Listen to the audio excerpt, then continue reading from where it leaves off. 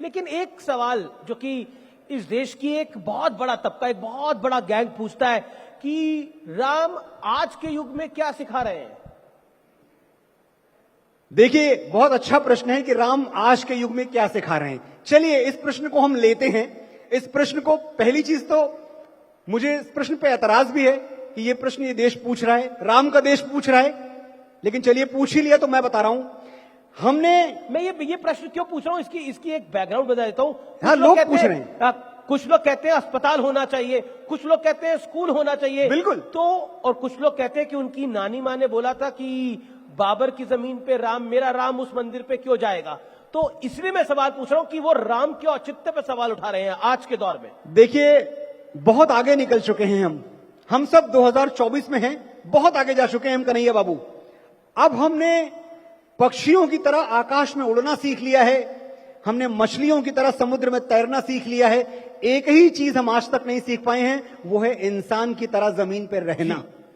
और ये हमको कौन सिखाएगा? ये हमको प्रभु श्री राम सिखाएंगे। और ये लोग जो कहते हैं कि भाई वहां अस्पताल बनवा दो, स्कूल बनवा दो, बिल्कुल सही बात है। देश के कोने कोने में स्कूल होने चाहिए, चिकित्सालय होने चाहिए, लेकिन ये कहां लिखा है कि वो उसी धरती पे बने जहां हमने इतने वर्षों राम मंदिर की प्रतीक्षा की है। और अगर चिकित्सालय जाके शरीर स्वस्थ होता है तो मंदिर जाके गुरुदेव आत्मा स्वस्थ होती है। वो भी तो होना ही चाहिए, वो भी तो बनना ही चाहिए।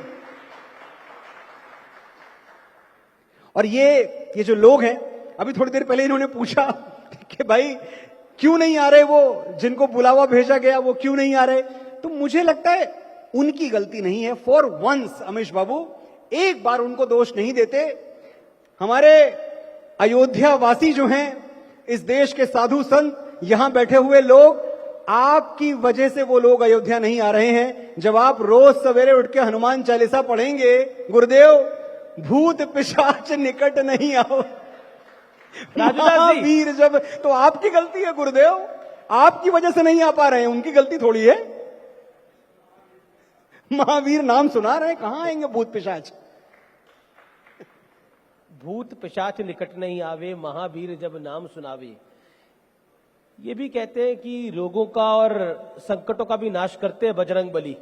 और कहते हैं कि राम के पास अगर जाना हो, राम के दिल में अगर उतरना हो, तो हनुमान से बड़ा उनका कोई दास नहीं, उनका कोई भक्त नहीं। बिल्कुल, क्या अद्भुत छवि है हमारे बजरंग बली की।